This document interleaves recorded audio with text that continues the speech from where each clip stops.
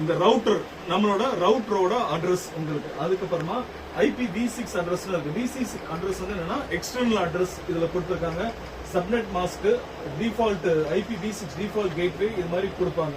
உங்களுக்கு மெயின் வந்து ஐபி அட்ரஸ்னா என்ன, சப்நெட் மாஸ்க்னா என்ன, டிஃபால்ட் கேட்வேனா என்ன. டிஃபால்ட் கேட்வேனா கம்பல்சரி எல்லா இதுமே இப்ப நம்ம இன்டர்நெட் எப்படி கனெக்ட் பண்றோம், ஒரு ரவுட்டர்ல கனெக்ட் பண்றோம். ரவுட்டருக்கு டிஃபால்ட்டா ஒரு கேட்வே இருக்கும். அந்த ரவுட்டரோட டிஃபால்ட் கேட்வே தான் இது. ஸோ ஃபர்ஸ்ட் நம்பர் எப்பவுமே அந்த ரவுட்டர் வந்து எடுக்கும். அதான் டிஃபால்ட் கேட்வே. சப்நெட் மாஸ்க் மாறவே மாறாத ஒண்ணுதான்.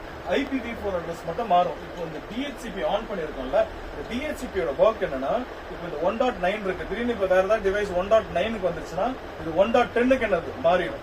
DHCP ஆன் பண்ணிருந்தோம்னா 1.2ல இருந்து 1.254 வரைக்கும் ஆட்டோமேட்டிக்கா அதே என்ன பண்ணிடும், டிவைஸ் அக்சஸ் பண்ணும். இந்த ரவுட்டர்ல எத்தனை டிவைஸ் மேக்ஸிமம் கனெக்ட் பண்ண முடியும்னா 254 டிவைஸ் வரைக்கும் என்ன பண்ணலாம்னா கனெக்ட் பண்ணலாம்.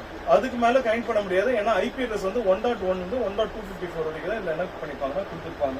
ஸோ ஒரு இதுக்கும் ஒரு அட்ரஸ். இதே நீங்க வந்து ஸ்டாட்டிக் கேட்டீங்களா, ஸ்டாட்டிக்னா இந்த 1.9 இது போட மாட்டோம். இதுக்குன்னு தனியா ஒரு ஐபி அட்ரஸ் வாங்கி இதுல போட்டுரும். ஓகே, இதை போட்டுட்டா உலகத்துல எந்த மூலையில வேணாலும் அந்த ஐபி அட்ரஸ் போட்டுட்டா அந்த பேனல் ஓபன் ஆயிடும். நம்ம ஏற்கனவே நம்ம இந்த பேனல் ஓபன் பண்ணாலும் அது மாதிரி பேனல் ஓபன் ஆயிடும். யூசர் நேம் பாஸ்வேர்ட் போட்டுக்கலாம். ஸோ எங்கிருந்து வேணாலும் ஜஸ்ட் இப்போ உங்க போன்ல தான் கூட அந்த ஸ்டாட்டிக்கோட அட்ரஸ் அடிச்சுன்னா என்ட்ரு கொடுத்துட்டா நேரா ப்ரௌசர் ஓபன் ஆயிடும். அது யூசர் நேம் பாஸ்வேர்ட் போட்டீங்கன்னா நீங்க ஆக்சஸ் பண்ணிக்கலாம்.